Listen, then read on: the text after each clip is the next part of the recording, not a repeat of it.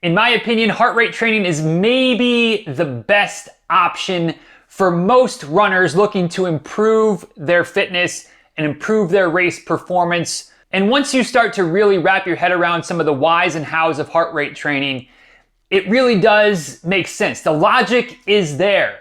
That said, there's been a lot of folks that I've talked to, worked with, coached over the years that have decided to dip their toes into heart rate training, and then after a few weeks decided that maybe it's not for them.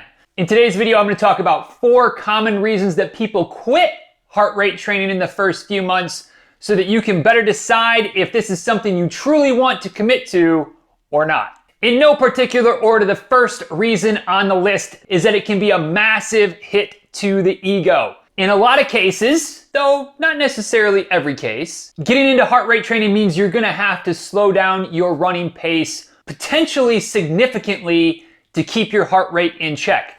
The reason for this is that if you're not focused on effort-based training / heart rate training going into it, a lot of runners tend to kind of do most of their easy runs a little bit too hard, meaning that they're not actually as easy as we would like them to be. Once you start to set some parameters based on your different heart rate zones and you're focused on keeping your easy runs actually easy, it's not uncommon to find that you might have to be doing most of your runs 1, 2, maybe even 3 or more minutes per mile slower than what you have been running.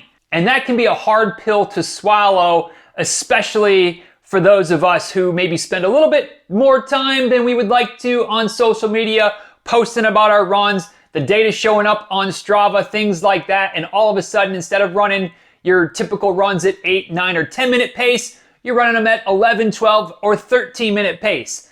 Feels like you're going backwards. You're not, but it certainly can feel like it, and that can just be too much for some folks. Another reason that I've heard a lot of folks say that they give up on heart rate training in the early days is that it can feel pretty awkward to slow down. Like we just said, you're probably gonna have to drop your pace by 1 minute, 2, 3, 4, whatever.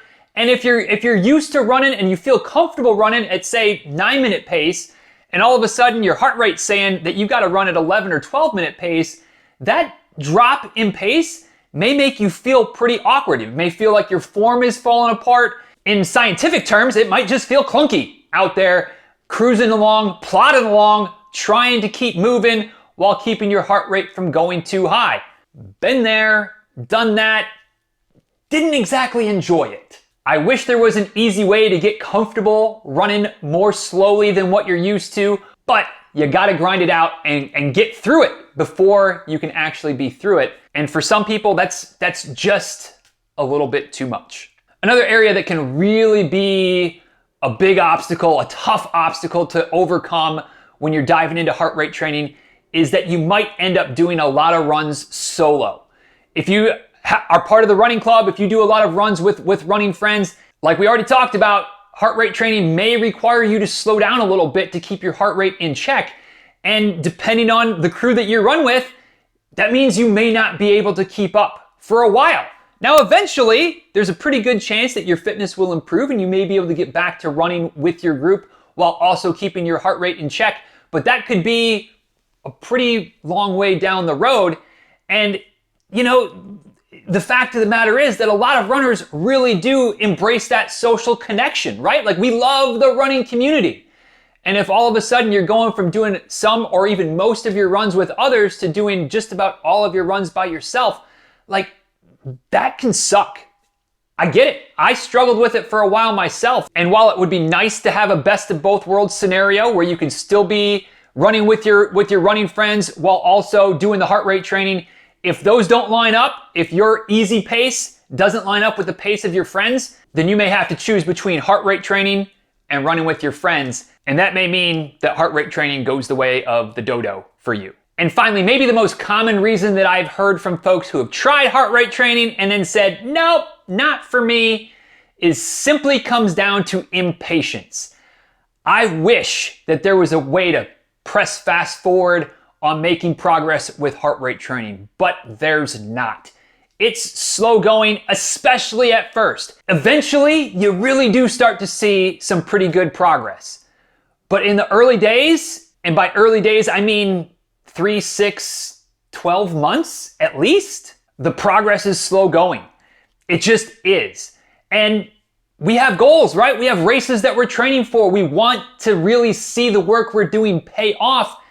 And if you're not seeing a lot of progress in the first 3 months, 6 months, or at least not progress that's as dramatic as you might want it to be, you can start to really wonder if this is working. Is it the right thing for you? And maybe you just throw your hands up and say the hell with it and really just abandon heart rate training once and for all. I don't recommend abandoning heart rate training, but I get it. And it's hard to argue with the fact that it just takes a while, a long while, to really pay off. So admittedly, today's video doesn't really sell heart rate training as much as myself, who is all in on heart rate training, might like it to, but I think it's important to go into heart rate training really with your eyes wide open, really knowing what to expect and how it may change how running looks for you in the short term. Long term, I still think it's the best way to train, best way to stay healthy, be consistent, and ultimately reach your running goals, but it's not for everybody. And if it's not for you, that's okay, but at least you have a better idea of what to expect when you're ready to dip your toes in so that it's not a shock when your pace slows down. Maybe it feels a little bit awkward, you find yourself running solo a lot more often, and that the progress is slow. And hopefully knowing that before you get into heart rate training will help you stick with it so that you see the payoff long term that heart rate training really can afford to just about any runner.